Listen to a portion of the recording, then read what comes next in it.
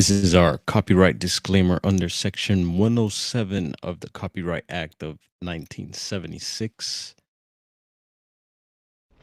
What is up? Let's drop our intro here. We're going to hang out a little bit tonight. So if you got to go to bed, this is probably not the stream for you. Maybe you catch us on the rebound. Maybe you are just cruising the YouTube streets and want to hang out.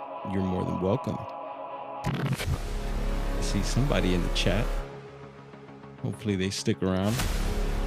And yeah, we're going to get into some things tonight. Always kind of just freestyling stuff, but I try to put together some things. Try to keep the ship on track. And let's have a peek in the chat, see who this is. Blazer, what up, brother? Hopefully you can hang out for a bit. Upso aloha. Dragonfly, welcome. Dragonfly. Not surprising. Oh, you're an owl too. Dragonfly night owl. How was everyone's Monday? Ooh, gotta turn my camera on here. Heads up.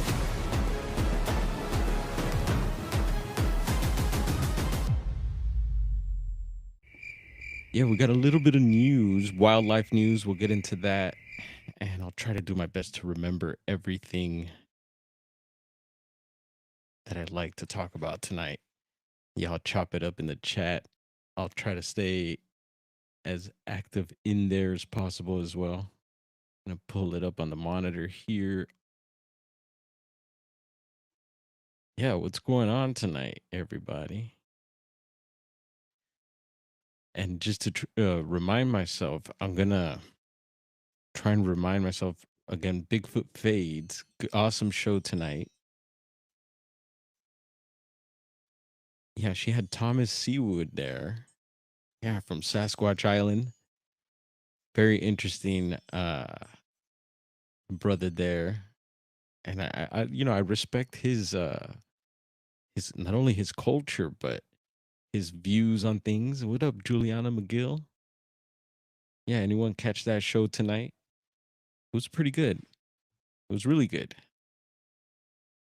And he brought up, it's interesting. So he's up in Canada.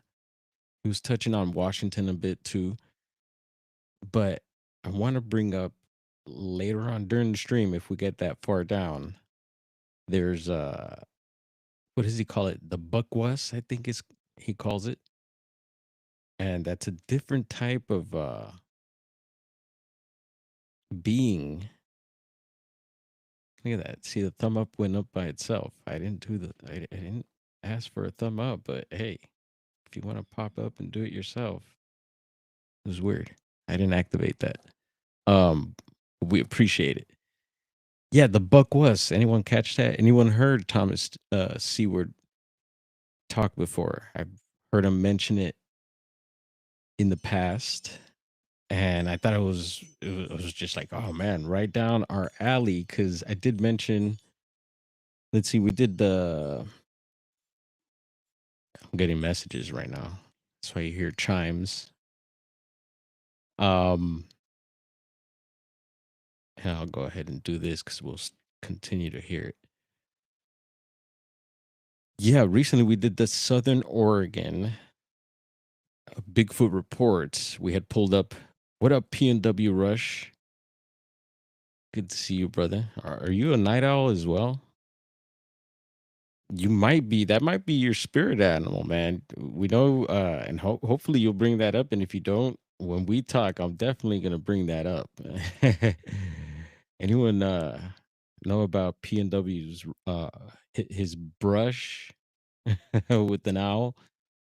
Super intense, and luckily, I mean, I don't know how you feel now about it, but I think that's pretty intense, man.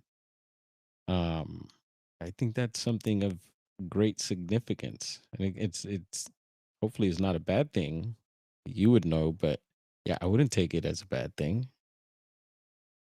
Maybe you have night vision now. How's your vision at night? What up, Bigfoot Phase? I was just looking up spirit animal, then clicked into here. What are we on the same frequency? What's going on? Your ears must have been ringing because I just mentioned your name right before this and your show tonight. And yeah, why not?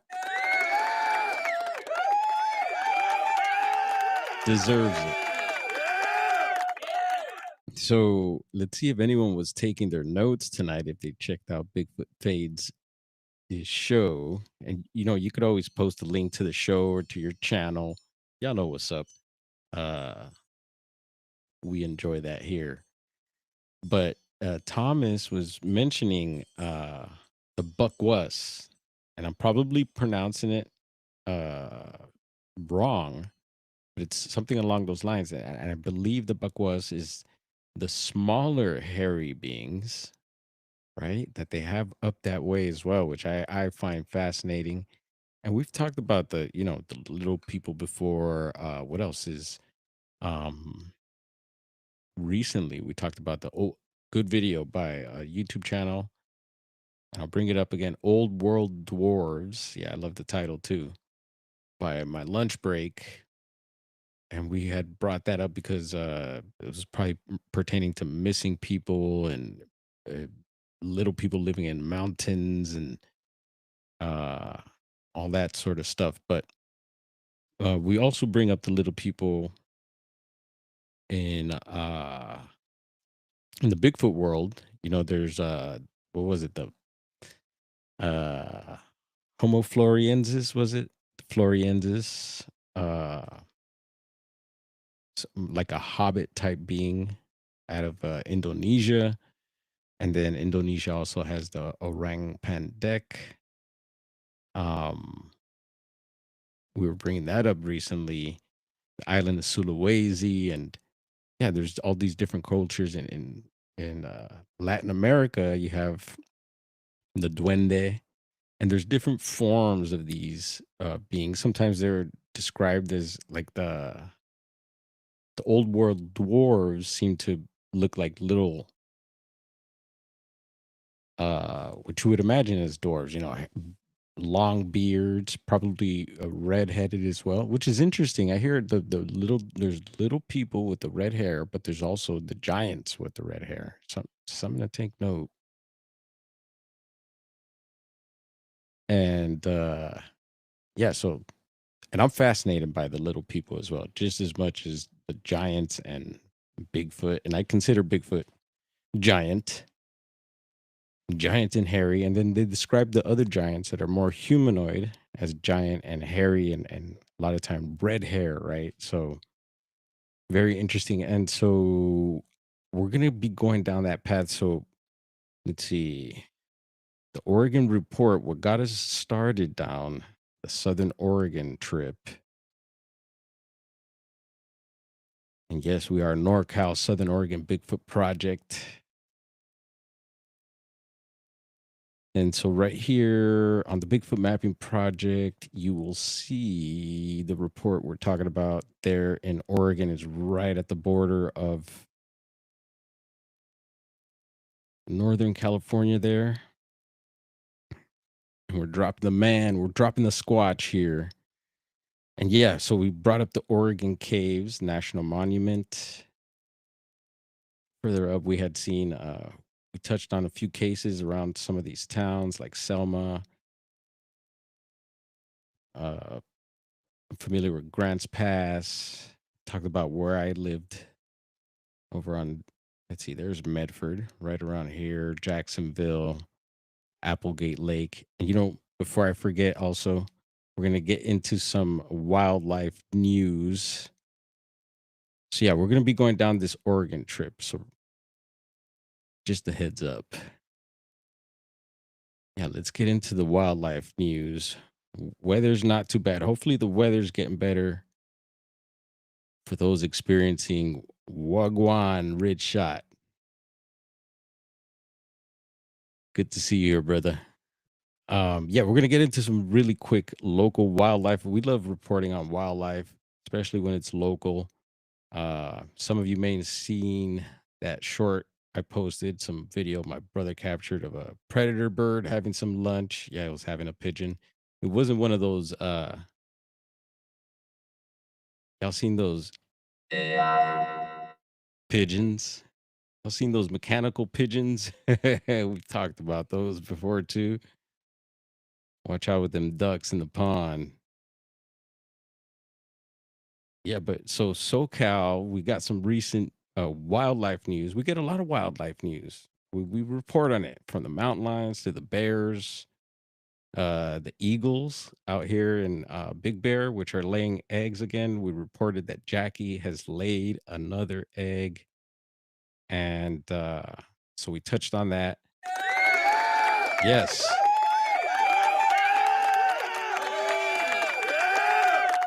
And the day after, I found out that she, or most likely her, there's a second egg. So yeah, I don't know. I haven't heard any updates on that, if there's a third one, but yeah, she laid 3 last year, and one of them didn't make it. Remember, we were checking out the live stream, and then we spotted the little guy. I think there was snow. It had just snowed, and the little guy didn't make it.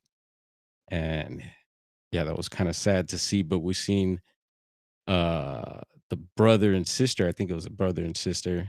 What did they name it? Cosmo and Gizmo, and I forget who it was, but yeah, they're grown up, left the nest and everything, and now there's some new eagle eggs out in Big Bear. You know, that property there, after the eaglets were born and everything, it was on the news again because they were trying to develop that area, so they were gonna have to knock down Jackie and Jackie's tree, excuse me, Jackie's tree, to put in some fancy homes there. I'm like, dude, yeah, people were pissed about that. And no, that has not happened. And hopefully those plans don't follow through, because we'll be out there. I'll go out and protest for the bird. Um, so let's see. Yeah, we have some news. Where are you, Callie? There we go. This is some local SoCal news, CBS News, Los Angeles. And we're going to check this out. Let's see. Do we have audio? Let's turn this up. Juliana, hopefully you're still here. You're going to trip on this one. For the first time in at least a century, a wolf has been tracked in LA County. The 3-year-old female was detected in northern LA County, west of Lancaster, at 6 o'clock this morning. These are photos and videos from the wolf from when it was collared last year. The California Department of Wildlife says she was born in Plumas County, north of Lake Tahoe, and traversed much of the Sierra Nevada mountain range, eventually joining a pack in Tulare County. This time of year, wolves do break off from their packs. Joe Monk, salute, brother. Did you see the wolf? Did the wolf go by your place by any chance? You know, all sorts of wildlife and cryptids go by Joe Monk's place. He's up in the Sierras as well. Good to see you, brother Joe. And yeah, how about that? We got a wolf down here in LA County now. The first wolf I seen was up by Crater Lake. We were leaving Crater Lake area, and yeah, it didn't cross the road, but it was a road. It was on the roadside, and I was like, "Whoa, that's the biggest freaking dog! I've never seen a wolf before in the wild." And it was like this color, like this guy here.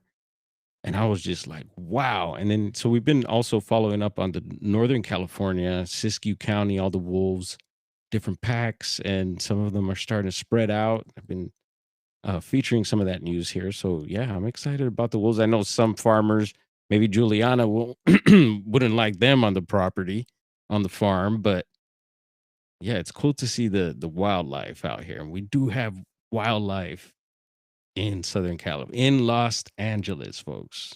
And I don't mean the people. The people are wild too, but in search of mate. That's California, period. Two. All right. Whoa. All right. We don't want to see that. That looks terrible. So yeah, a little wildlife news. How about that, folks? Let's see. Joe Monk says, I swear I saw a wolf here one night. 3 of them. They weren't coyotes, because coyotes are like the forest crackheads. They're always moving. These things were bigger and they were smooth. Wow, bro. Smooth operator. I believe it, Joe. And you know, you'll hear Joe in the chat sometimes comment like, "There's Bigfoots in my backyard right now," and people like may not respond, but I know Joe, and not. We're supposed to meet on aisle 9 over at Grocery Outlet in Weed, California. We're supposed to have a meeting there, but we have not done that yet. That is still in the works, but or actually, you got a gross out near you, Joe? We could always meet there, closer to you. It's kind of high up. Brother Gray Wolf. Gray Owl. The hell? Getting confused here. We're talking about owls and wolves, lions, tigers, and Joe. Oh my. Brother Gray Owl. 9. How's the new vehicle doing? Glad you're here, sir. Yeah, so let's see. Do we have some other news? There is some other news, but it's gonna kind of throw us off this little trip. Let's head back to Southern Oregon. So we brought up several other reports from different databases, BFRO, Bigfoot Encounters, Bigfoot Society. It was cool to see Jeremiah up in the chat over on Bigfoot Fades tonight. And yeah, I don't see any links in the chat. Don't be shy.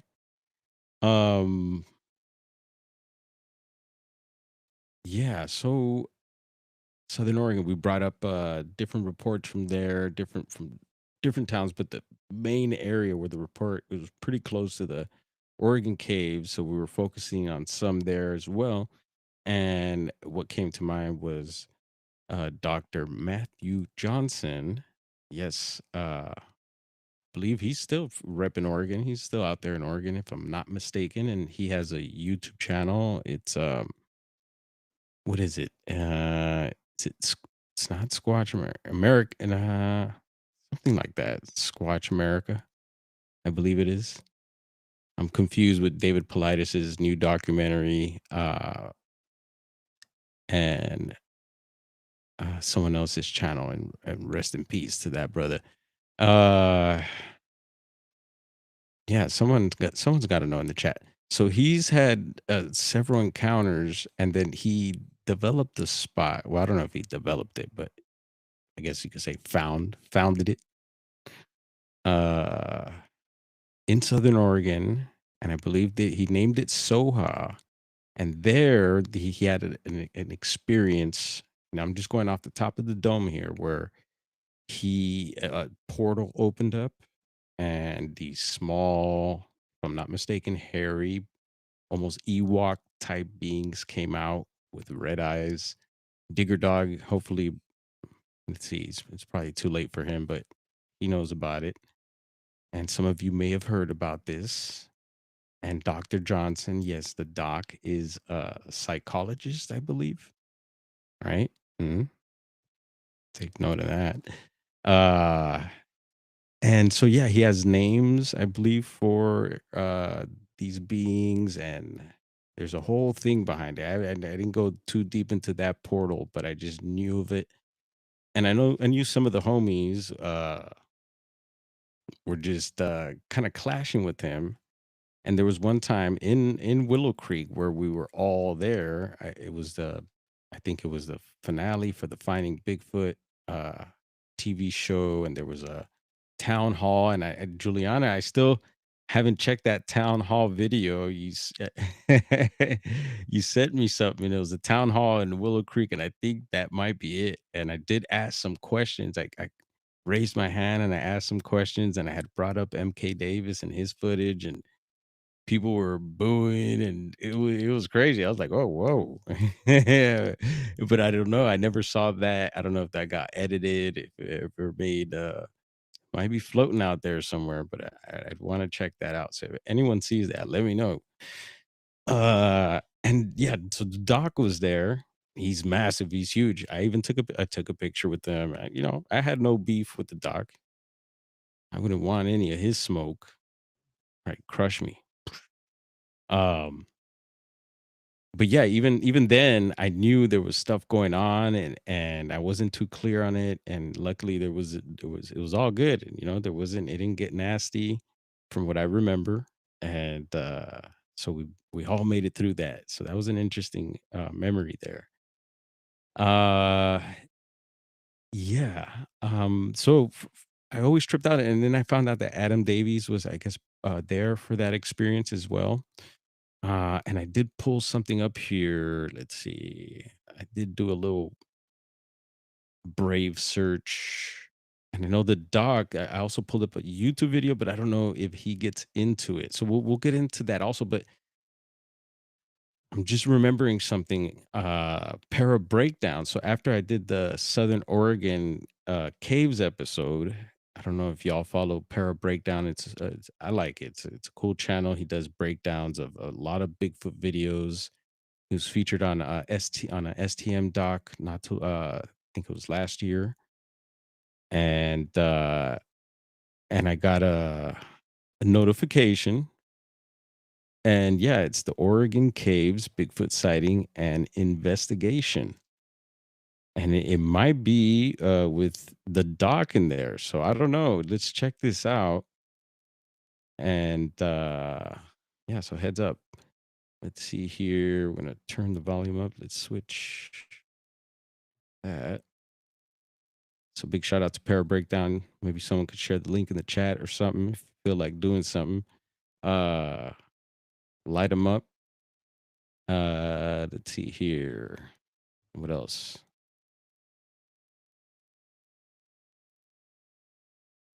Let's get some volume.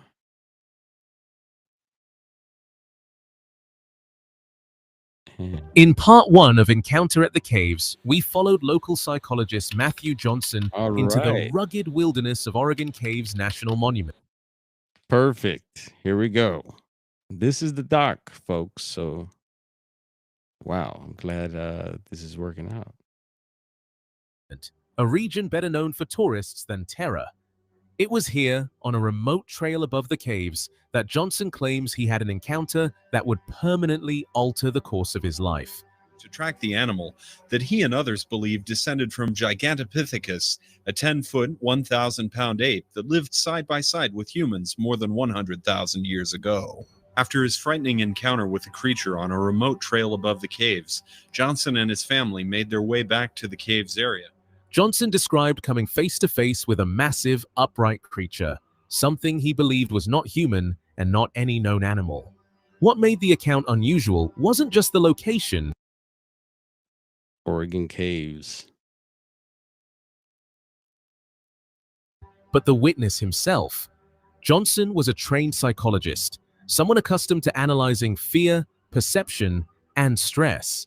According to park staff, when he returned to the main cave area, near the gift shop and chateau, he was visibly shaken.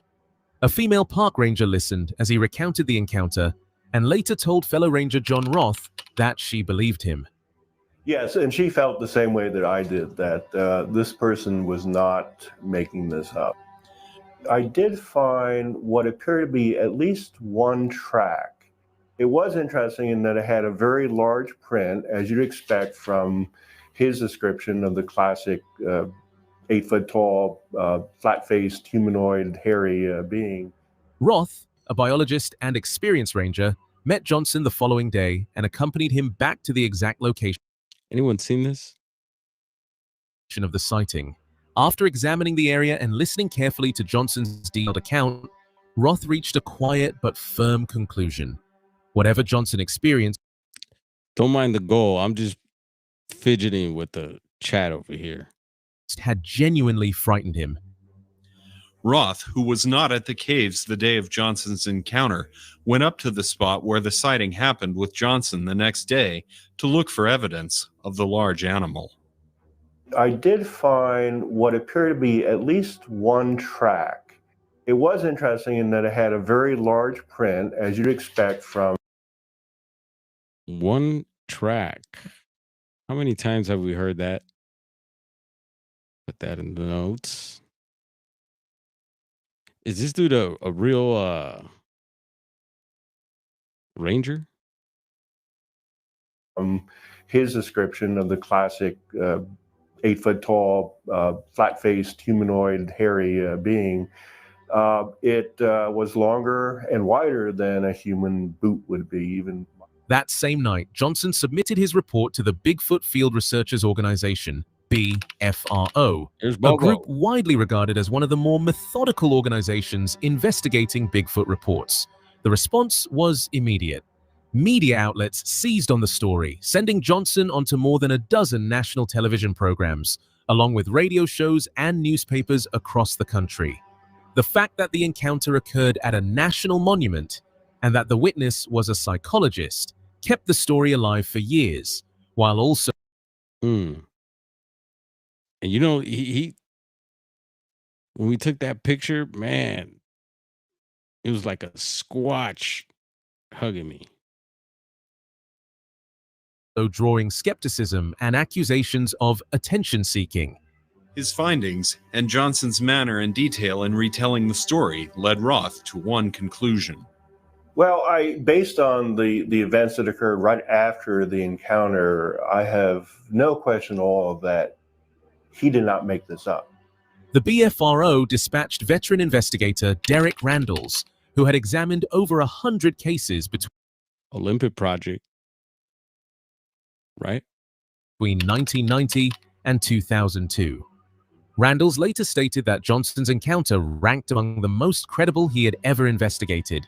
While he Wow. believed many reports were hoaxes, the Oregon Caves incident stood apart.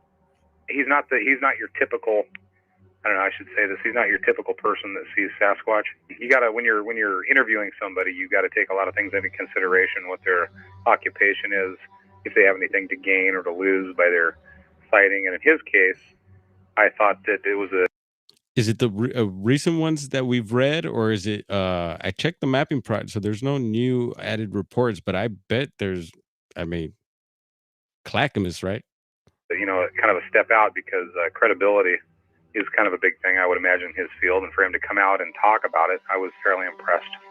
Scale of 1 to 10, I'd give him a 10. As a matter of fact, he seemed very credible. Rather than retreat from the experience, Wow. So they got I've heard people call them witch knots. So Bigfoot Fades is sharing some comments where, yeah, she was mentioning some recent reports, I think, off the Bigfoot Mapping Project. And one of the reports may have had some hair braiding going on. Yes, that Bigfoot's braid hair. And we've heard some other nasty things supposedly that goes on in those barns sometimes, that we're not going to go there. But yeah, no, I've heard the hair braiding, but I've also heard of the hair braiding with the Fae. And then again, people have mentioned that Sasquatches could be part of the Fae as well. Fae, fairies, hadas. Johnson did the opposite. He organized expeditions into the surrounding wilderness, determined to understand what he had encountered. During this time, he was joined by Bill York, a wildlife biologist and lifelong tracker originally from England. York had spent more than 3 Anyone familiar with him? I haven't heard of this guy. York. decades in Africa tracking rare and dangerous animals, and initially approached the Bigfoot subject with skepticism. I came up here basically as a skeptic. I don't mind telling you now, Matt. Is that okay? Yeah. I came along here basically as a skeptic with some knowledge of large primates. So I'm basically looking for evidence of large primates. Look up Upper Highland, Oregon, Clackamas County. Roger that. Being in the area or having been in the area. I didn't come here looking for Bigfoot.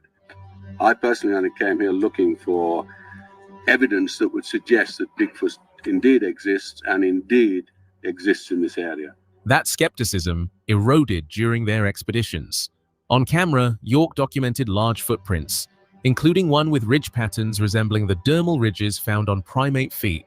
This is a foot cast that we took up in the mountains within a Nice. And speaking of footprints, I shared this weekend Lane County Here, let's call him to. Lane County Bigfooters to the office, please. Yeah, and someone correct me, Lane County in Oregon. Okay, so the Lane County Bigfooters channel on YouTube, and they recently posted some very interesting tracks that they found near a reservoir. And I shared one of the videos, but there's I think one or two more that they posted this weekend. And it just reminded me of the tracks I found in Applegate Lake, Southern Oregon. Not too far from where, the caves and all that. Not too far, still Southern Oregon there. But yeah, and we'll show those tracks again. Maybe we'll do that now, because I want to bring that up along with the Lane County Bigfoot tracks. Yeah, I think she's on it. She also mentions a few things like possible dog tracks, canine tracks around her tracks that she found. Also boot tracks. And yeah, I noticed shoes and what looked like canine tracks, but it could be coyotes as well. So interesting that she pointed that out. And I think most people would maybe edit that type of stuff out, Yeah, I noticed shoe tracks also, and there were some human looking footprints, but it looked very different from these other tracks that I ended up casting. And some of you have seen the video. We'll bring that up. We'll do that after this. Let's 10-mile radius of the Oregon caves. listen We to the followed talk. this set of tracks for a good mile.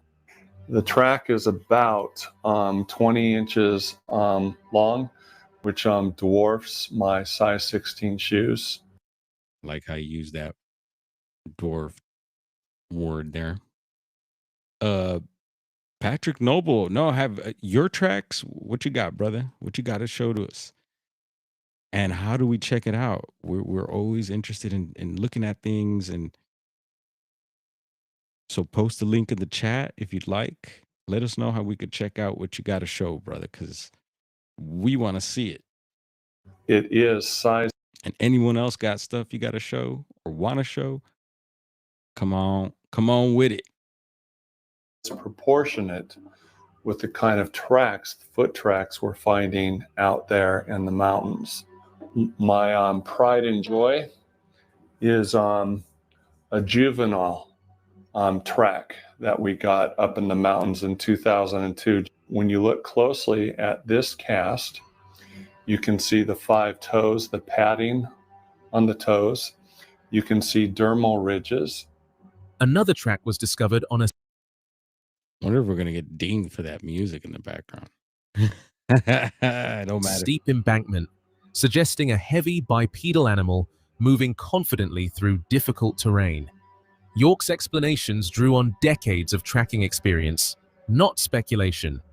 And you can see, if you look at it, you can see some little ridges and so on, which you would expect like right there, in the nice sole of a little foot. ridge. Yeah. And it looks to me more as if they came and didn't actually sleep or anything here. They just stopped, little rest stop, crouched down, and probably got a bit of sun or something. You can even see 1 or 2 places where it looks as if a big fat. Yeah, PM, DM, whatever M we got to do. EM. Butt sat down. You now expect to find something like that there. It looks as if a heel pressed there because that twig is broken there. You see, so it looks like a heel went around like that. This is the outer side of the foot. Little toe around about here. Big toe about here. Now my hand span like that is 10.5 inches. So that's probably a 14-inch span. At night, the group reported hearing unearthly screams near their camps, sounds they could not attribute to any known animal. There's nothing more thrilling than hearing it scream at you in the middle of the night in the pitch black forest, miles and miles away from any kind of help. One such scream was later documented by a USA Today reporter who was present during an expedition. York died in 2002 without ever seeing the creature himself. Bummer. Much to my surprise, I found masses of evidence that is so equivocal, but is so typical of what you would expect of large primates in this area. Tracks, bedding areas, 1, 2 little feeding areas, the 3 squatting areas that you... Looks like a couple more minutes left on this. We'll go ahead and run it. That you mentioned earlier, Bill. So to me, it's been a terrific experience to remove my skepticism. But this morning, Matt and I saw some evidence which suggests that they could have even been here last night. Still, he maintained until the end that the evidence suggested at least 2 family groups operating in the region, covering remarkable distances. Johnson, who has not had another visual encounter, says the animals were often announced by a strong foul odor when they approached camp. The area where we had a family Thank you, Hillary. Appreciate that. group with a adult male, adult female, and a young one. We've hiked up mountainsides following tracks, no trails to walk on. We climb on our hands and knees up mountainsides following tracks that go in 3-4 foot strides, like it's nothing to this animal to just walk right up the mountainside. Skeptics continue to argue that such sightings are misidentifications or hoaxes, citing biological and ecological improbabilities. Yet for those who were there, especially seasoned professionals, and our longest set of tracks we followed was 2 miles. Wonderful and big and strong, and we're in their home. When they've come close enough to our camps at night and I got the whiff, you know, and it was affirmed by their growls and their screams associated with the smell. This smell is unlike any other animal out here in the forest. the Oregon Caves encounter remains one of the most unsettling and unresolved cases on record. I could probably hunt Bigfoot 20 times in this area, consciously looking for him and not see him. It would not shake my confidence in his existence, because I know I'd be finding evidence, like we have found evidence on this trip. And once you've seen him and you've learned enough about him, you're probably going to see him more often. You're probably going to know more about them. You're going to know their seasonal movements. You're going to know what kind of paths they walk along, what sort of places they avoid. And this accumulation of knowledge, one day you're going to say to yourself, my gosh, why did it take me so long to start seeing my first one or two Bigfoot? One day, if you're persistent enough, seeing Bigfoot will become a reasonably predictable thing. That's my personal view. Right on it. So yeah, thank you to Para Breakdown for sharing that. And go over to his channel for more videos like that and breakdowns of different types of creatures as well. Not only Bigfoot, but yeah, let's see if we could pull up. So I was mentioning Lane County Bigfooters, and I'll try to pull up also Patrick's link there. I'm afraid to click on it right here, but I'll give it a shot in a minute. Let me head on over to see if I could. Yeah, I'll do it here. I'm gonna pull up Lane County. Actually, I'm gonna pull up my channel because I did share it there, so that'll be probably the quickest, easiest way.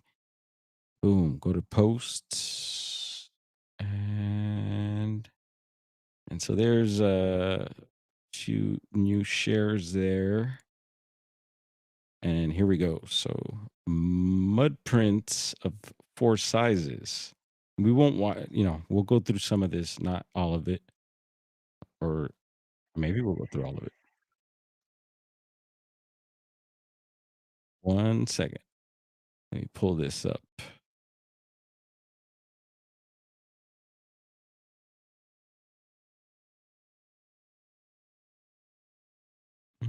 Where'd you go? There we go.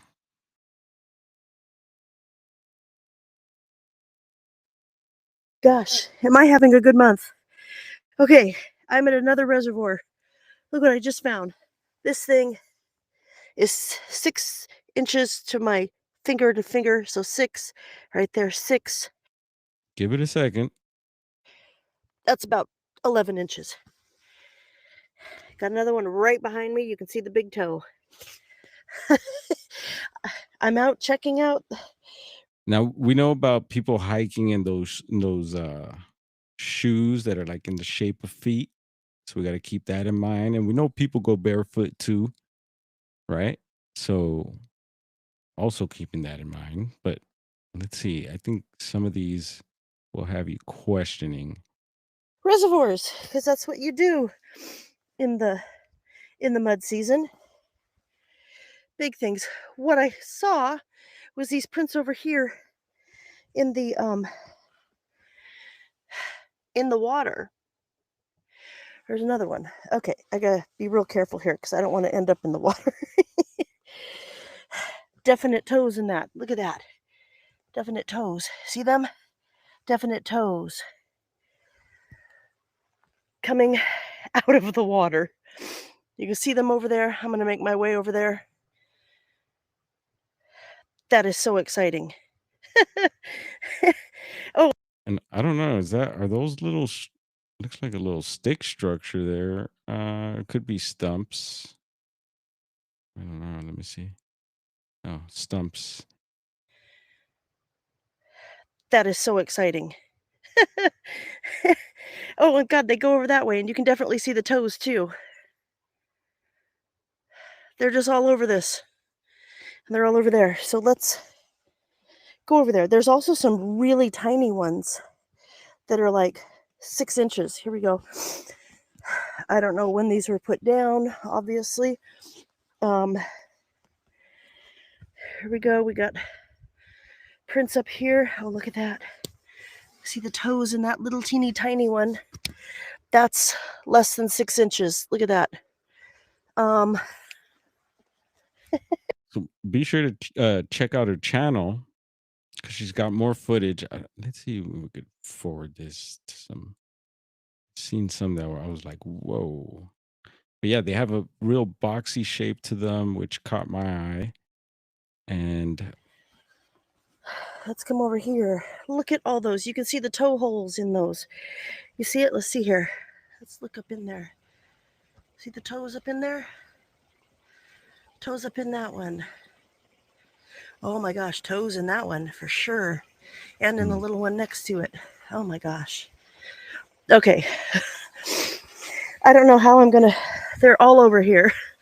I don't know how I'm gonna get across without this way. I do see booted prints here too, and dog prints. Well, that's a big slide right there. See, there's a boot. So maybe someone else. Oh God. Okay, I think I need to put the phone away. See, I think there's dog prints right there. Maybe. So yeah, which reminded me a lot again of some prints I found in Oregon, and we'll take a quick little look at that right about now. Let's see. Let's pull that up right quick. And this was in a part of the lake where I felt like, yeah, it was like almost, there was this like retaining wall, a small little teepee structure on top next to some blackberry bushes that had ripe bushes. And right behind that was a trail that would lead you into the woods. And it just had a perfect view of the area there. So let's see, can we? There they are. I don't know why it looks so bright like that, but check out right here. This is another track right here, stepping over this stick. I don't know if anyone spotted that one. Could it be the same individual as this one? Possibly. And those they weren't like massive, like I wouldn't say like 20 inches or anything like that, but it was way bigger than my foot, deep in the ground. And we'll run this video here, but yeah, check this one out right here. And you can see the stick seems to be still like it stepped on the stick there. See toes there. Heel back here and just sunken in pretty deep. And it just reminded me almost like the same material, very muddy. And I thought it was a trip because it was very near that little teepee structure. So we got the teepee right up there. Right down here. Starting to find these tracks. Very small. That's pretty deep in there. You can see those toes for sure. That's sunk in. There's some animal tracks here too. Person with a dog, I don't know. Small person. And then over here we have another set. There's some more here, not as defined.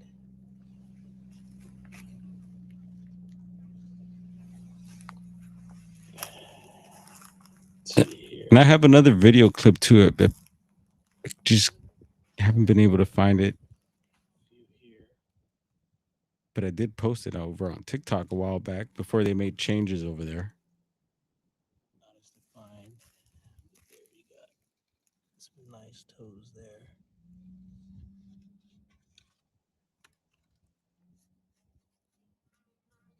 And again, didn't measure them. I had to come back the next day to cast them. I marked the areas because I didn't have plaster the first day. These are pretty trippy too. That looks like a slide. Long toes. Maybe slide.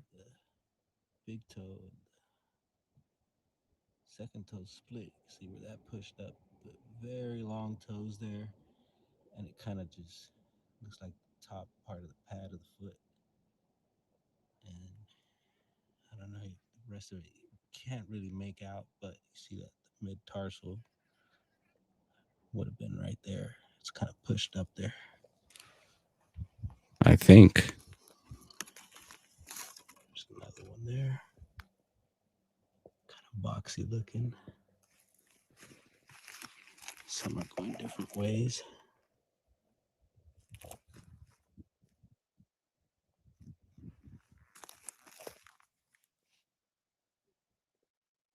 Toes there. It's pretty deep in there.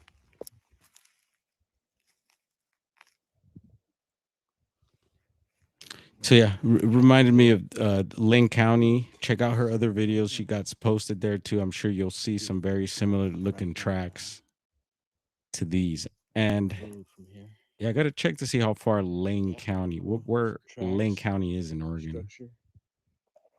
Keep an eye out for anything else. All right, we'll switch gears here. Boom. What's Joe saying? I'd walk out to the barn, couldn't sleep about 5.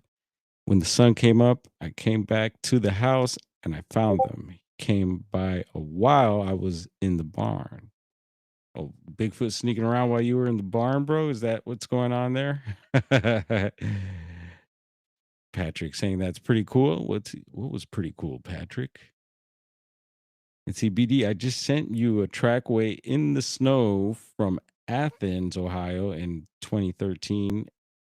Facebook. See, so I'm not active on Facebook. I notice people, if I get messages sometimes, but I'm not quite active over there. Let's see. I'm trying to think maybe the best way you could. Where else are you active besides Facebook? Lane County is in Eugene. Got that. Thank you, Blazer. Right on. So we're going to keep going down this Oregon trip back to the doctor. So I wanted to pull up this Brave search on the doctor and the case about the portal situation. So give me one moment. Let's see if we could find that really quick.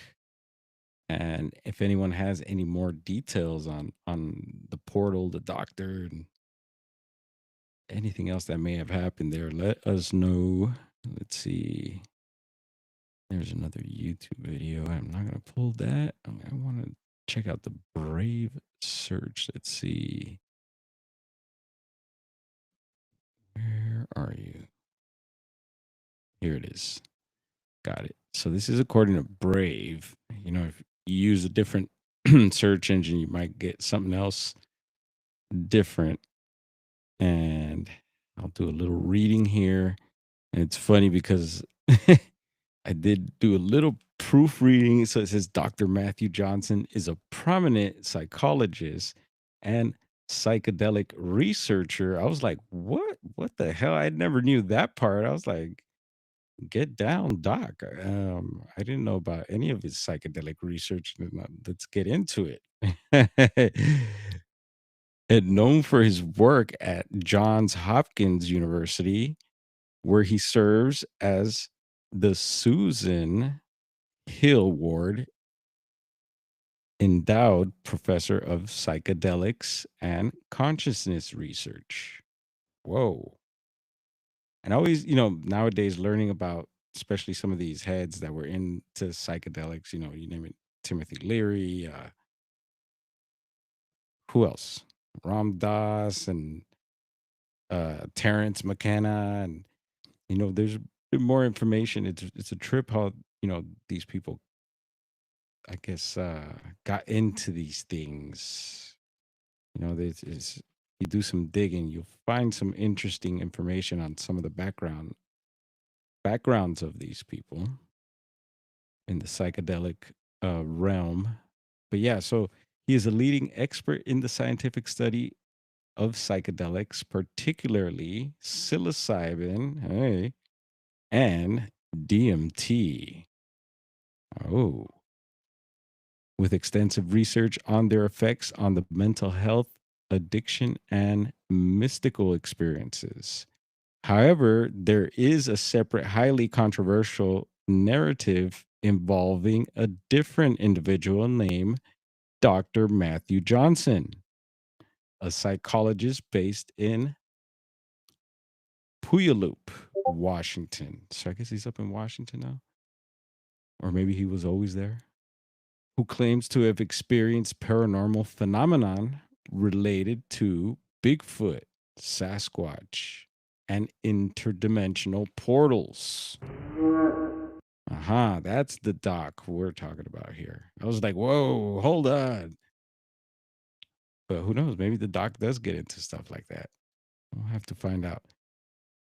Key claims about the portal and being experience in 2000 that Dr. Matthew Johnson, the Washington-based psychologist, reported, and we got to fact check that if he is Washington or Oregon-based, reported a close encounter with a Bigfoot at Oregon Caves National Park, which we just seen a video on, which he says triggered a series of events involving interdimensional portals.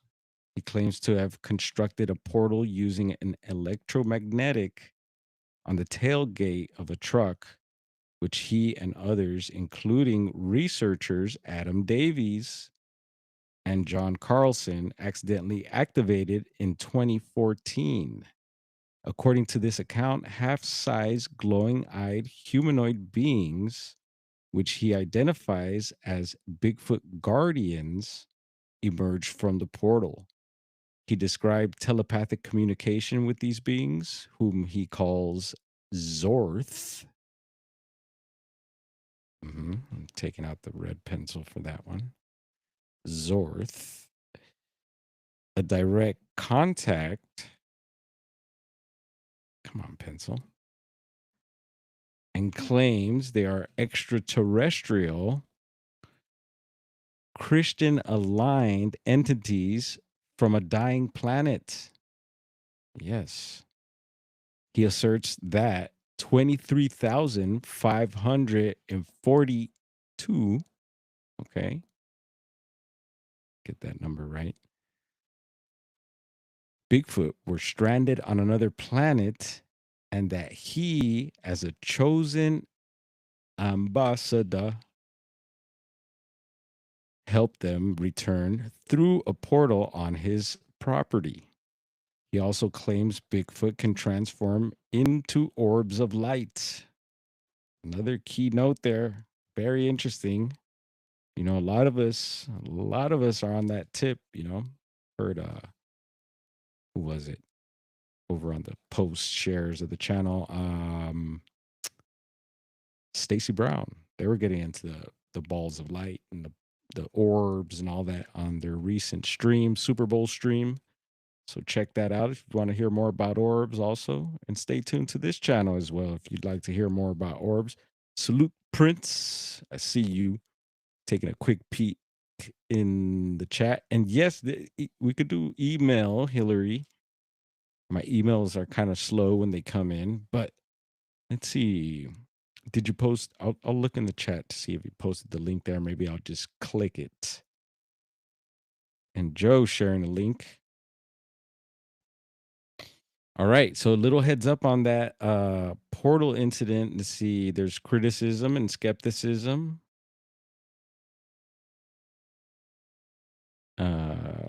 Let's see. Multiple sources, including Reddit, Cryptomundo, and Freaklore, present strong skepticism about these claims. And yeah, it's pretty, it's out there, pretty out there. Critics argue that Johnson's stories are inconsistent, lack verifiable evidence, sorry, and show signs of narcissism, delusion, and or fabrication. Which is no stranger to some of these communities, right? UFO, alien, Bigfoot, you name it. Old world. His audio recordings of Bigfoot vocalizations are described as ambiguous, possibly misinterpreting natural sounds like dust particles or wind. His public statements are seen by some as cult-like, or by some as cult-like, with what does that say? Coercive control over followers and self-aggrandizement. Excuse me, I'm stumbling a bit here. Scientific and skeptical communities widely regard his portal and being claims as unfounded, not supported by evidence, and incompatible with known physics. Important clarifications. The Johns Hopkins Dr. Matthew W. Johnson, psychedelic researcher, is not the same person as the Puyallup-based Dr. Matthew Johnson, Bigfoot portal claimant. So the Johns Hopkins researcher has no known involvement with portal. Well, I would question that. If he's tapping in with psychedelics, the fungi and the DMT, you're tapping into portals, bro. Anyway, so there's that little background on the case we're talking about here. So claim little beings. I didn't see them as described as hairy, but I've heard before that they were described as small and hairy and with the red eyes and all that. So I thought that was really interesting, which reminded me also of the Buckwas, described as small, hairy guardians of the Bigfoot. They said, right? Or that's what he claimed, but what was it? I forgot what Thomas Seawood said that about the little ones. Might be something along the same lines, but I'll have to double check that. That also reminds me of, let's see, what else came up. So South America. Yes, let's head on down to South America. We had read an article the other day. I was going to go down this whole rabbit hole of Bigfoot type reports, giant reports in South America. I read one article that was out of Venezuela. It was the Savage Man. And I felt like I had read it and then I was kind of going over it again. And I was like, I don't remember reading this. I don't know if I did it out loud, but I think I did. So we'll just have a look at the article right quick. Let's see here. And this is it. Patagonian monsters. Yeah, the Patagonians, the Patagones. And they actually get into that a bit here. So maybe I did read it. I recommend it. I won't go through all this. because I do remembering, I am remembering the part about the Jesuit priest, and it was a good one. They brought up Humboldt, which I remember. Yeah, I was like, oh, they misspelled Humboldt there. So yeah, I believe we did read this. So check this out, because we're heading to South America now, and there is reports of these hairy beings, and some of them. Here we go. Wild men or hairy jungle men, and they're not all that big either. You know, they're described maybe as the size of a man, some of them. And so I started pulling up other reports. I know Brazil's got reports. Again, the Andes, you get more of those humanoid type giants, it seems like, in Patagonia and along the Andes, different countries like Chile, Argentina. But going down the Venezuelan trip, since Venezuela has been on the news so much lately, and I have been there. Didn't experience the wild men, but we talked about the little people trip that we had up there. Some possible experience with maybe duendes or something. We're camping up on Avila Mountain in Caracas, and it was a trip. So I won't bring that story up again. But here is finding Mono Grande. So field ethos, and the title here, finding Mono, and Mono means monkey in Spanish. It's another word for monkey, um, which makes me think, and we've brought this up, Mono Lake, California, Mono County, California. So what is it? Monkey Lake, Monkey County. And there is a famous Bigfoot video from up there, Mono Lake. You could check that out. Look it up, Mono Lake Bigfoot. Very questionable, but pretty good video, I thought. From the 90s, of course, VHS on tape. And we'll have let's see. We'll have a little read here, I guess, about this. And some of you may have seen this before. And watch out, he is a male. Watch out there, Blazer. And it says, hey, did you know the U.S. invaded Venezuela? News. Or at least I think we did. I don't know. I ain't really good on keeping up with current events. Regardless, if we did invade Venezuela, I hope our being down there means we can finally get answers about the existence of Mono Grande, big monkey, aka the large monkey, also known as the Bigfoot of Venezuela, and the Deloitte ape. Okay, Deloitte ape. Yeah, I got to remember that one. It was then that the Swiss geologist Louis Francois Ferdinand Hector Deloitte and other members, that's a hell of a long last name, or a hell of a long name, and other members of the Colon development were searching for oil around the river Tara and Rio Catatumbo. This mountain region of the Venezuela-Colombia border was heavily forested, mostly unknown, and inhabited by less than friendly indigenous people. The expedition became lost, and several members died from disease, were killed by Indians, or vanished into the jungle. Then the group came to rest on the banks of Tara River one day when they were attacked by two unknown entities. It says, facing the big monkey. The creatures resembled monkeys but had no tail and walked upright. Each stood about 5 feet tall, were covered in reddish fur. There's a reddish tone again. Interesting. And were thoroughly engaged. They shook bushes, brandished broken branches as clubs, and began throwing excrement. I'm sure Joe would like that one.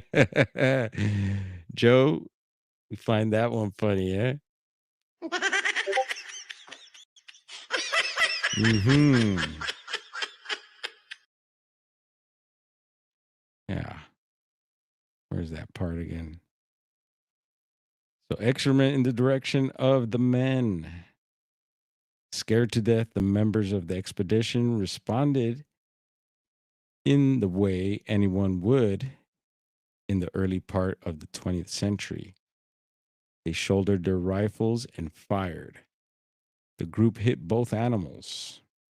What the expedition believed was a male, yes, I do too, escaped into the jungle. The female dropped dead where it was shot.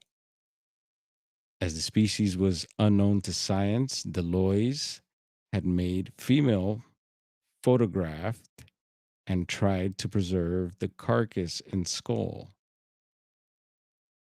The latter failed as both rotted. The group finally found their way out of the unexplored. Wait, hold up. Way out of the unexplored and returned to civilization. Kind of weird. I think there might be some misspellings here, or I'm really just tripping. Could be both. Of the 20 original members, only 4 survived. Years later, in 1929, a French anthropologist named Georges Montandon was reviewing materials of the Cologne development and came across the only surviving picture and a few notes about the ape that attacked the group. Montandon knew the animal picture was not a monkey given its upright stature and that roughly 5 feet tall was almost twice the height of monkeys known to exist in South America. The creature had 36 teeth and carried all characteristics of an ape. Montandon declared the animal a Meranthropoides loisi, Lois American ape, from the Illustrated London News of June 15th, 1929. And in other 3 scientific articles, most scientists dismissed this discovery, but did little in the way to actually disprove it. Finding the Venezuelan Bigfoot in 1998, historians Pierre Sentilves and Isabelle Guiraud published an article accusing Montandon of fraud. They argued that Montandon was a racist who led many completely outdated ideas about human evolution and used the Deloy discovery to push his own ideas. In 1999, the Venezuelan scientific magazine Interciencia published a letter sent in 1962 from a member of the expedition named Dr. Enrique Tejera to Guillermo Jose Chael, the editor of the magazine Diario El Universal. The letter in part read, "This monkey is a myth. I will tell you his story. Mr. Montandon said that the monkey had no tail. That is for sure. But he forgot to mention something. It has no tail because it was cut off. I can assure you this, gentlemen, because I saw the amputation. Deloys was a prankster, and often we laughed at his jokes. One day he gave him a monkey with an ill tail, so it was amputated. Since then, Deloys called him El Hombre Mono, the monkey man. Despite this, many claims the Mono Grande as real. Many scientists and cryptozoologists have argued that the picture doesn't truly resemble spider monkeys of the area where it was shot. The ape in the picture has different chest and hands, lacks the spider monkey's pronounced underbite, and has a different forehead. Furthermore, the locals that inhabit that area have long told of ape-like men in the area. So was Deloy's discovery an actual ape? Does it still exist? I know of only one way to find out, and that is to put boots on the ground in country. And now that the country is in question is under U.S. control, I volunteer. Yeah, I hear there's flights to northern Brazil now from Venezuela as well. Yeah, very interesting. Yeah, I didn't know all that about Eloise. Yeah, here we have another. So this is Tumblr, Bigfoot Beat. And there's, again, a little thing on the Mono Grande, a little thing on the big monkey. And who the hell is, look, Blazer? What's going on here? You found Bigfoot blazing it. What the hell? Light it up. Look, there goes Bigfoot twisting trees again. Eesh. Don't mess with him. He's having a session. And so, yeah, this, let's see. Here we go. Here we go. Oh, my goodness. Bionic Bigfoot. That one looks gnarly. Let's see. This ain't it. There goes Bigfoot coming out of the portal.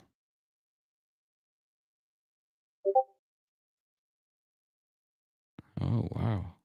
Yeah, I didn't see all this. There was it's oh yeah, there's that old picture there. And Bigfoot blazing it again. Like that. What else did we have? Yeah, there was this article I was able to find. Also, this is fandom, and it gets into the South American Bigfoot. We won't read all that, but you could see Chile, Argentina comes up here. And I will be reading this later. Ancient history of ape giants in South America. And yeah, you can see some Mayan giant monkey god in Temple 11, Copan. Some depictions there. They also mention Aztec, Mayan, Incan. Mexico comes up there as well. Patagonian giants. So if you want to learn more about Patagonia, los Patagones, and we'll get into them as well, but we're just bringing this up briefly as we are in South America and bringing up giants and big ape creatures, humanoid ape-like creatures. This one, giants attack. Modern sightings in Andes. I actually got that little article. We had checked that out before. Uh-oh, I clicked on it. So there's that. What else we got? So this, since we're in Venezuela, this got my attention. The hairy dwarves. Yeah, I guess I could classify for one of those of Venezuela. And excuse me, I haven't jumped in the chat. Hopefully I'm not missing too much there. Yeah, you have a good night, P&W Rush. Thank you for hanging out, brother. And anyone else going to bed. Yeah, we're getting through this. We're almost there. So yeah, the hairy dwarves. Let's see.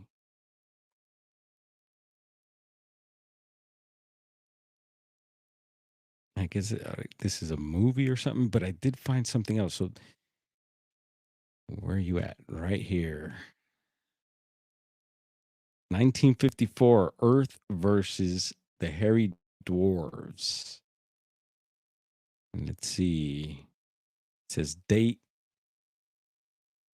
December 1954. And it says location Caracas, Carora, San Carlos de Zulia, Venezuela. Both urban and rural. Entity type hairy dwarves.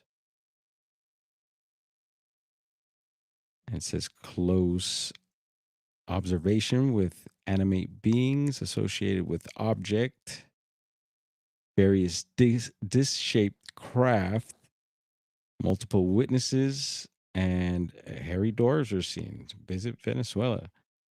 Let's see. So this kind of goes on for a bit here.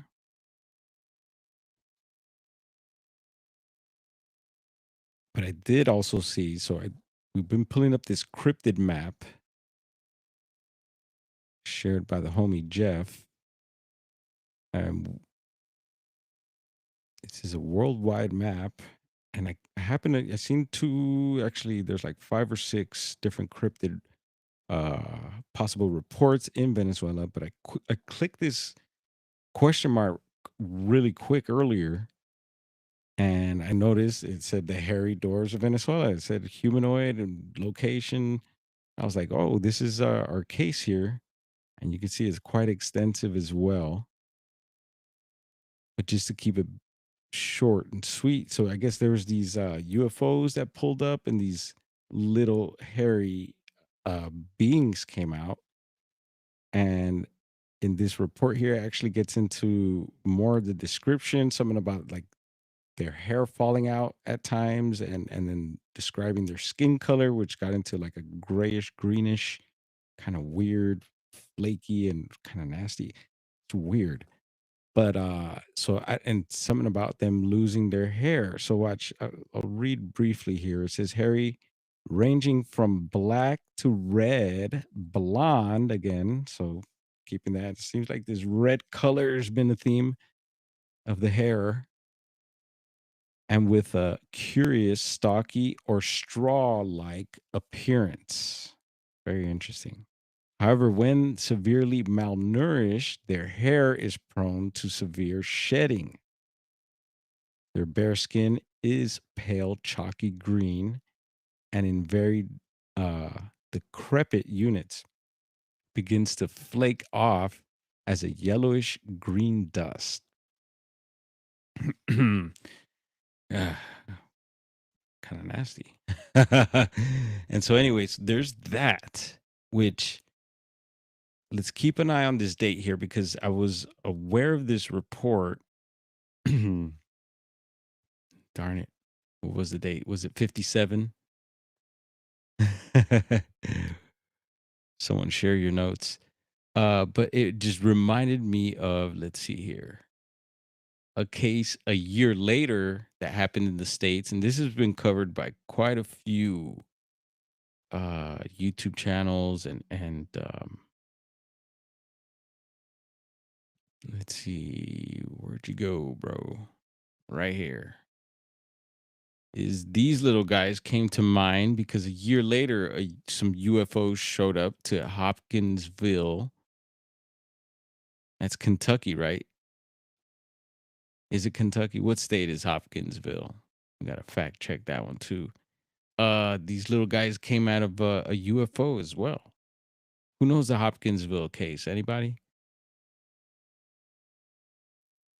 Well, I think we should dive into it. I do have a small, I think I want to say there was a recent news.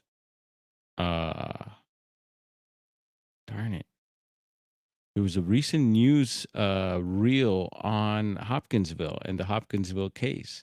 And I thought I had that queued up, but apparently I didn't. Let's see. Maybe I could run to my history.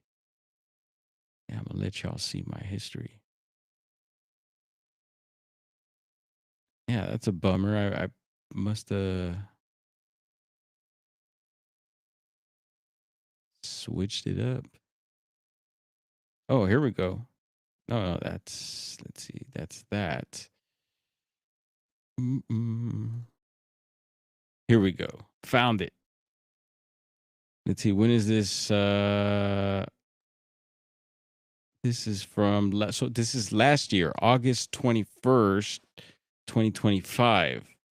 So not too long ago, and this is ABC 13, WBKO News. And let's have a little listen here, if anyone's still hanging out with me. And how do we make this bigger? The People celebrates the 250-year history of the United States of America. Today, WBK reporter Adam Ferguson takes us through a stranger aspect of South Central Kentucky's past with an alleged alien encounter that occurred 70 years ago to the day. All right, here we go. Throughout American history, we've been no stranger to the occasional alleged alien encounter. Anything from Roswell, New Mexico to Area 51, and even here in Kelly, Kentucky, where the famous Kelly Hopkinsville Goblin incident occurred 70 years ago today. The story began. Wow, 70 years ago. Been a little while. Anyone been to Hopkinsville? In 1955, a time and change for America where a Cold War loomed and science fiction filled theaters across the country. On a small family farm in Kelly, Kentucky, 11 people in total were spending the late summer evening playing cards and enjoying each other's company. As the evening began to wind down, Billy Ray Taylor was the first to take a step outside. Billy Ray decides to go out to the well to get water because they didn't have plumbing. And so as he's out there at the well, he hears something strange and looks up to where he heard it. And lo and behold, there's this silver object going across the sky. Initially, the family thought he must have just seen a shooting star or a meteor shower, but he wasn't convinced. Stith's father, Elmer Sutton, humored Taylor and went outside with him to check it out. At first, Sutton didn't see anything, but as they were... What do you think? Could there be a connection to the Venezuelan case a year before? Could there be a connection between those hairy dwarves and these goblins? I don't know. Maybe they lost their hair and when they got to Kentucky a year later. And had there been any other cases that maybe are out there? Have you heard of any other cases between those years that sound similar, of little beings coming out of UFOs or strange lights or possibly portals? Walking back to the house, their dog rushed past them, hiding under the porch. It was then that they both saw the creatures. From the back of the house, there comes this little 3.5 foot tall being. Huge ears, big glowing eyes, arms down to the ground. So they both go running in the house, slam the door, and everybody... Salute, General. General. Stops what they're doing and looks, and they're like, what is wrong with you two? Because, you know, by now they're sweating bullets, they're white as ghosts. Something's happened. The rest of the group was still unsure, thinking perhaps the two were just playing a prank, as they were known to both joke around. It was when they grabbed a shotgun and a rifle that the rest started taking the situation more seriously. The story alleges that the creatures never tried to attack, but in their fear, the two men shot at the small humanoids, hitting them with everything they had. So he runs out there to see there's a body lying there. There's nothing there. He's standing there looking, and as he is, this clawed hand comes down to grab his hair off the little perch above the door. Yikes.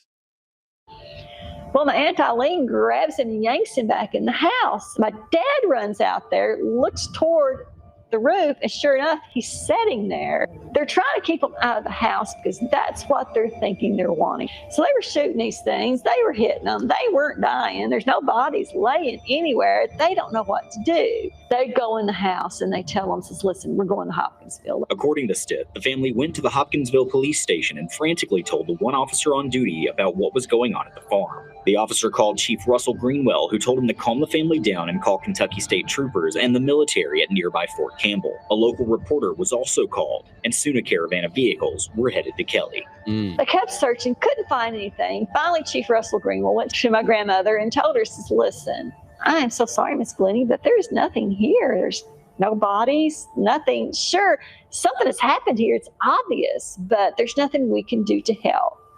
So they all... And I wonder if these little beings, even if they're different, is there reports of them being able to shapeshift?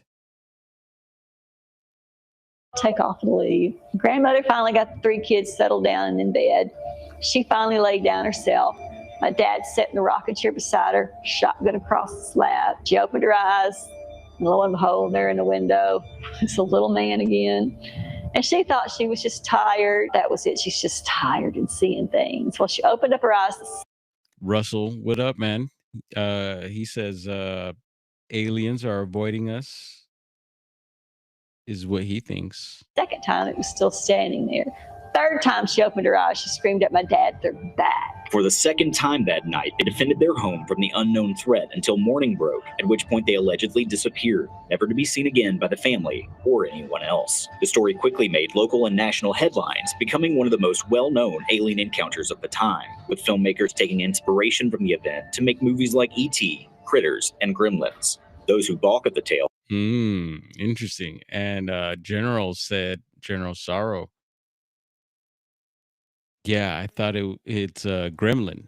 Yeah, I got a funny story, and I'll have to ask moms again about it. But yeah, I think someone had gifted me. We had gone to Mexico, and I talked about a part of Mexico where there's a lot of UFO activity, and we have ties to. And I don't know if we were headed up the mountain there or leaving the mountain there, but someone had gifted me, and I don't know if it was someone in Mexico, and I was young, so this is the 80s, had gifted me a gremlin, and my mom was like, "Oh, hell no." So further down the road, we had left it, I think like on a rock or something on the side of the road.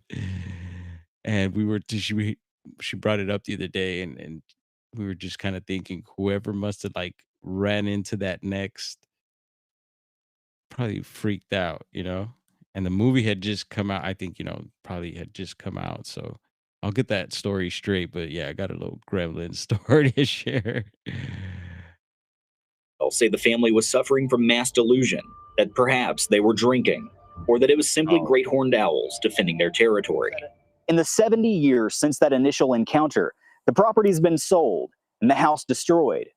But the story still remains. Reporting in Kelly, Adam Ferguson, WBKO News. Thank you, Adam. Yeah, interesting case there. I'm fascinated by the Hopkinsville goblins case.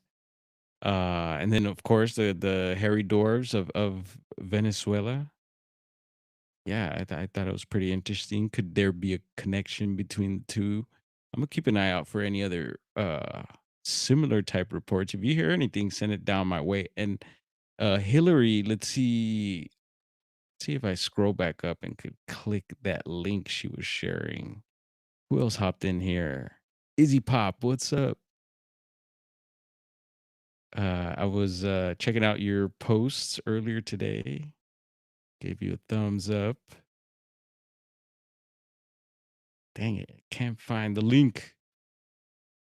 But I'll definitely go back into the stream and click that and check that out, which is going to be Patrick Noble's Trackway. And Patrick Noble, I've been encouraging people. You could always share pictures, videos, links in the post section of my channel. And let's see if we could go through this. Do I have my channel pulled up here? Yes, I do, or maybe not. But let's go ahead and pull it up so I could read, because I'm been wanting y'all, and a couple of you have shared a couple things, which is cool. But let's go over here really quick. Let's see. 1 second as I navigate through here. And again, don't feel pressured to hang out here. Don't let me keep you up. Where are you, Bigfoot Dwarf? Boom. All right, here we are. And so if you go over to the post section right here, you can share pictures. Oh, over here, visit community. I don't know if you have that tab available when you pull up my channel, or any other channel. Check your favorite content creators, and you could share stuff on their channels if they have that activated. So if you go to the post or visit community, one of those should give you the option to share. And so if you could share that link there, then then everyone could share it. You could put hashtags and all that, tag people as well. You know how to tag people. You put at and whatever their name is. And YouTube's been showing people's handles. That's what they call that, right? They've been showing their handles lately. So if you punch that into the search engine, like at Brown or at Bigfoot Dwarf 4200, it should bring my channel up or whoever else's channel. So you could see people's channel or their handles in the chat and look up their channels. Now, most of you are blue shields. They switched the wrenches to badges now, right? Shields or badges. So you can become more interactive. You could do certain things, share links and click on people's name and go directly to the channel and all that fun stuff you probably already know. And let's click here right quick. Let's see, make sure there ain't no speed chases going on. All right, so I think I got, there was more stuff.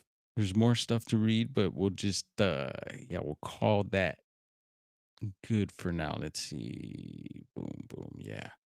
We'll call that whole little Southern Oregon to South America trip good for now. We'll probably touch base on it again at some point. Maybe as we get more information, maybe other reports may come up pertaining to tonight's topic. And we also have there was, let's see. We were talking about Bigfoot dreams the other night. This was another interesting one. I didn't pull up a little article or a site, Dream Views, and I'll just share this really quick. Sasquatch in my dreams. We were talking about Bigfoot in dreams. I think it was Super Bowl Sunday, possibly. And I wanted to share this one also. This was pretty interesting. It says November 2009 and Sasquatch in my dreams. This is a reoccurring theme in my dreams since I was about 9 years old. And we want to hear about your Sasquatch dreams if you've had them. There are always Sasquatch in my dreams, not as interactors, just as watchers. Sometimes interaction or violence. Friggin' weird. But maybe it's like someone else having a poodle in their dreams. Any ideas? Yeah, let us know in the comments there. I wanted to share that. And then getting into some sad and kind of strange news. We've covered the missing 411 topic. It's called Dave Politis calls it the sobering coincidence phenomenon, and that's the phenomenon of people being found in bodies of waters. A lot of times leaving bars or parties, and a lot of times they're males. We've been touching on Lady Bird Lake. I believe it's Houston, Texas, right?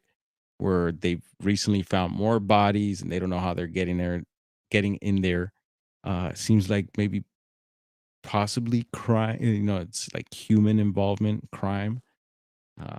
Even if it's paranormal, I think it's crime, right? But but the 411 phenomenon makes it seem that it's more of a supernatural thing going on, which is I'm open to all of it. It's very possible. But I think, in some of these cases, like the smiley face killings, and there's different places throughout the country, different countries also where this is happening. But I do think there's a supernatural element to some of these situations. And with that, there was a case, one of the last ones also we touched on last year was a pretty weird one, I thought. Out of the Carolinas, this young man was going to visit his stepdad in Florida. I don't know if any of you remember that. We covered this. And some of his cousins came out to visit him while he was in Florida. They drove a couple hours. They picked him up that night, and then they went for a drive. They smoked some weed, and who knows what else they got into. But the dude, I forget how old he was, but started having some sort of mental breakdown. Was I think they mentioned that he was acting almost like possessed, demonically possessed. So they let him out of the car, and all this stuff happened. Anyway, he ended up taking off, and then they ended up showing footage of him running across the freeway, the highway, and this was at nighttime. And he's makes it, luckily makes it across the traffic, the highway, and then runs down this embankment into this pond of water. And I forget how they found him, and it was just pretty weird, I thought, and obviously people are gonna go right away to like, oh yeah, he was blame it on the weed, right? Devil's lettuce. And I don't think that maybe could activate, certain people are sensitive to it and could activate I guess psychosis and stuff like that. I've heard of anxiety attacks, which you know could be not good. What else? Yeah, but I think it just seems like, I don't know, I feel like maybe there was something more to that, and maybe some spiritual things involved as well. Even when you're dabbling, even with tobacco, alcohol, those are different things that could open you up to certain entities, spirits, vibes, energies, you name it. So yeah, I thought that was pretty weird, and we didn't get. I don't remember hearing any like follow ups to that. So we'll have to dig and check that out too, and see what happened with all that. But it was just one of those cases too. But recently, because this made me think of that, and there's other cases that are similar to those where they're just like seen maybe at the party, at the bar, and then they're gone, and then they end up in the body of water somehow, sometimes in areas they don't even know how the hell they got in there. It'll be like sometimes a fence or some sort of safety, uh some sort of safety, either a wall or barbed wire, or you name it, and they somehow still end up.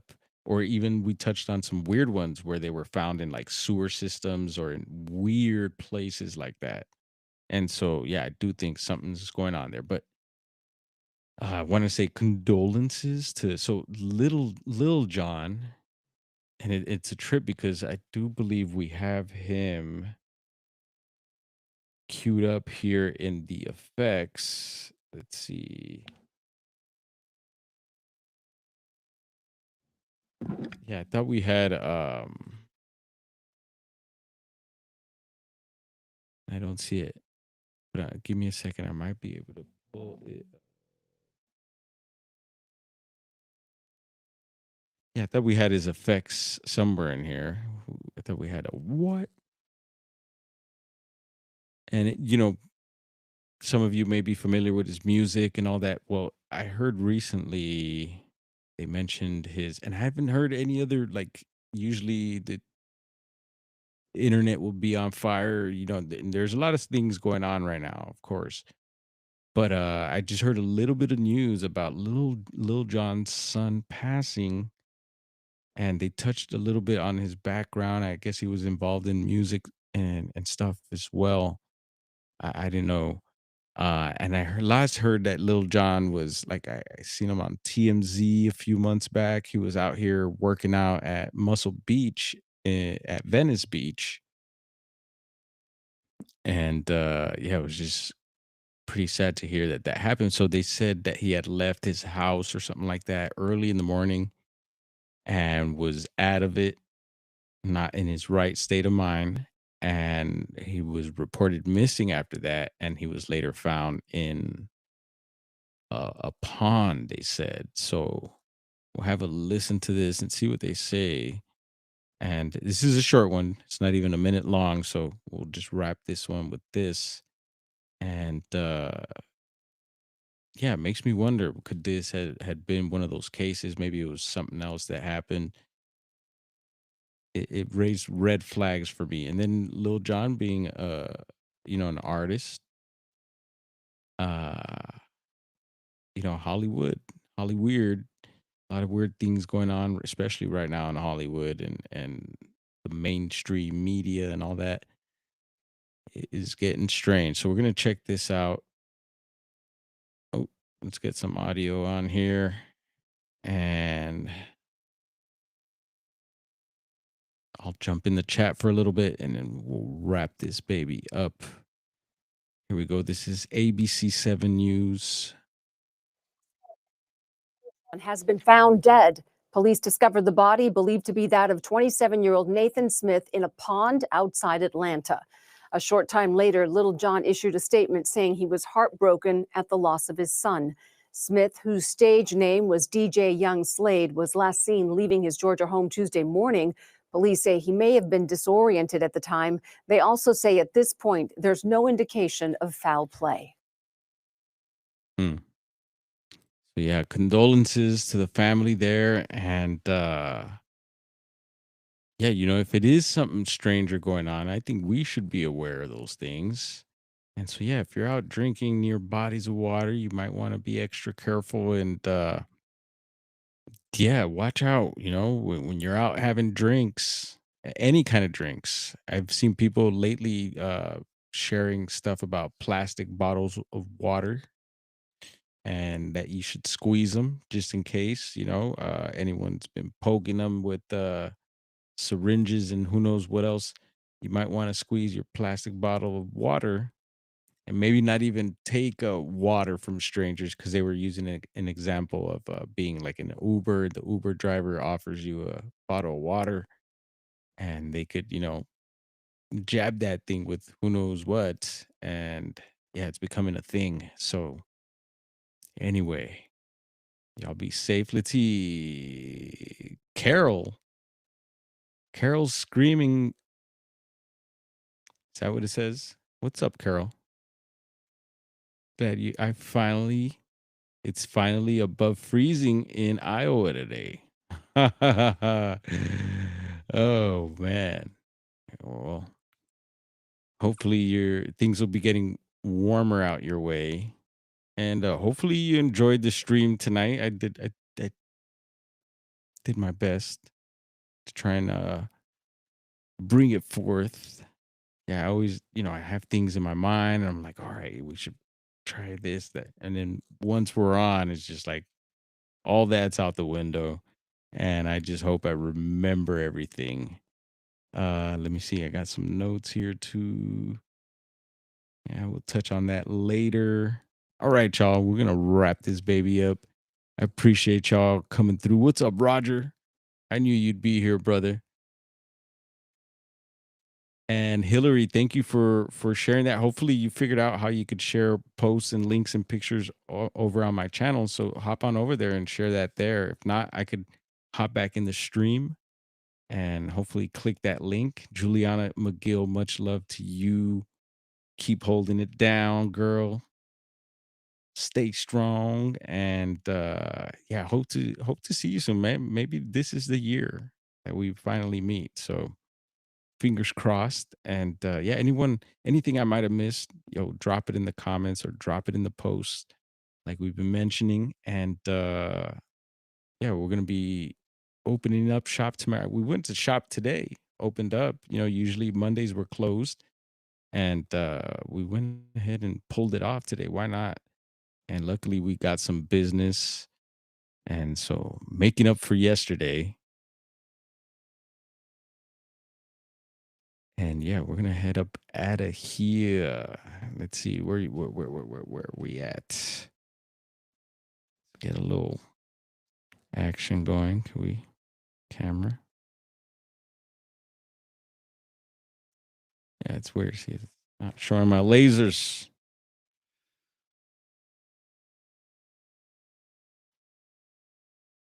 Now I gotta look for my outro.